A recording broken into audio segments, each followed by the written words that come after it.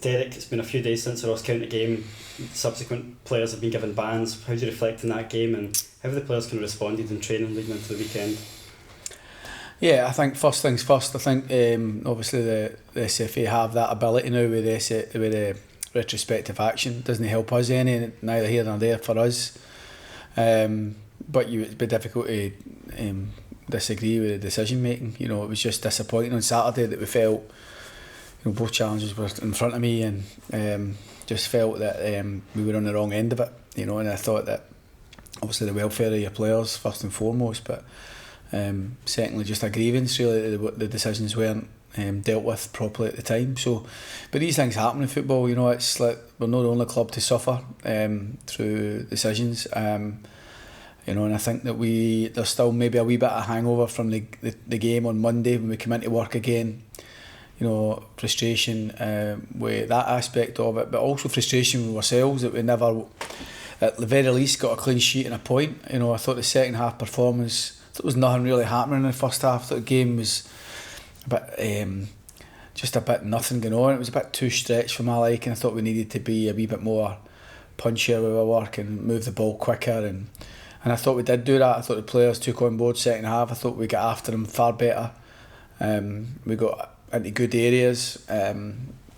We had, I think, 6 corners second half, and we kicked the pressure. I thought we were decent box to box, to be honest, but in both boxes is where it counts, and we fell short because we don't even get our point, because we don't deal with a long free kick at the death, and unfortunate for us, our failure to deal with that means we come back down the road with nothing. So I still think there was a wee bit of hangover on that Monday.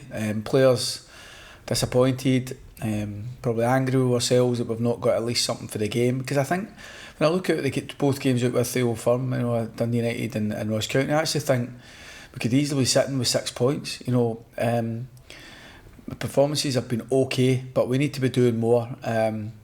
And we don't want to be doing that team that should have, could have. You know, we've got to go and set about the task of winning games, and that's our job.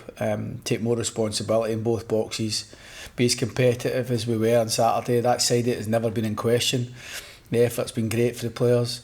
It's still very on it in the season, and we're obviously finding a way. We're still putting a squad together, but at the same token that we've got to make more of these opportunities when they come along, and hopefully Saturday provides us another opportunity to hopefully be on the right side of the result this time.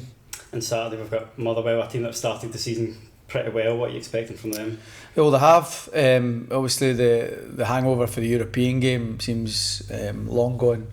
You know, that it was a disappointing result early on in the campaign for them, but they seem to have found their way, and obviously they've responded to Stephen getting in there.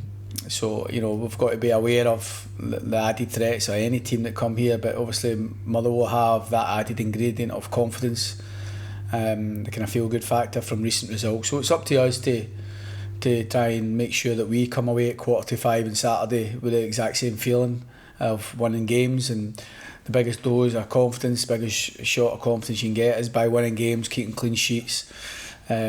And you know, I think the supporters need a win. I think the players need it. I think we're all looking for that. I think we all work hard Monday to Friday. The players are working particularly hard at the minute, and I just want to see the players get the reward for their work. You know, because you know they're a great bunch to work with. We're assembling that squad together, as you know, and we're still obviously got a wee bit to go, hopefully before the window closes in terms of recruitment. But it's all about winning games on a Saturday, and that's where we've got to try and take a bit more responsibility to do that. And in addition to that squad, you've added Ben today. Are you excited to work with him? Yeah, I am. Ben was one. Left back was a position we were keen to address. It's been on something that we've been trying to look at. We've hit the patter a few times at the post, try to get certain ones in. We've tried to be patient, and obviously Ben coming in, we feel will give us, you know, good quality. He's young, he's 18, and we're mindful of that. It's his first loan, but he's been in and around training with Aston Villa's first team. He's very well thought of at Villa. You know, and when he's one that we've been monitoring. He's obviously, their development games have started now. We've been able to watch a few of their games, and he's been doing very well. And just really one that we weren't sure we could get. You know, and after, you know, the discussions with Aston Villa and Stevie, you know, they thought Kilmarnock was a really good option for him, and we weren't the only option, so I'm delighted that Aston Villa have seen that putting Ben here in our hands is the right thing for him, and we were grateful for that. So hopefully it's a brilliant loan for both them and us, and he fitted right in today, so looking forward to working with him. How has this transfer window been for you personally, considering at the moment there's not a head of recruitment at the club to kind of take that weight off you? It's not been easy. It's a challenge because you're trying to do your own job ordinarily, and normally you have that added support, but I've had some great support from the club. We all have an idea of what we're trying to do. In an ideal world we'd have somebody in place to help with this window, but everything's been accelerated. We had lots of work to do. We've made plenty of signings. We've made too many loan signings. That's not what we ordinarily want to do, but sometimes making those loan signings while we are trying to bridge the gap in quality, but also we have been unable to do the work properly in terms of assessing, forensically looking at specific targets. For us to be the club we want to be going forward, working with a head of recruitment, working with scouts on the ground, having a whole infrastructure in place. The works for the next window and the window next summer starts now.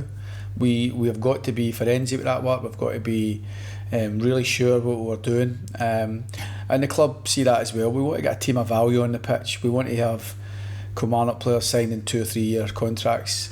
We want to have stability, but we weren't able to do that. We're not giving out 2 and 3 year contracts in this juncture, and we're having to go with too many loans at the minute, just to help us get up and running for this season, to get us that competitive squad together, which I believe we're getting closer to.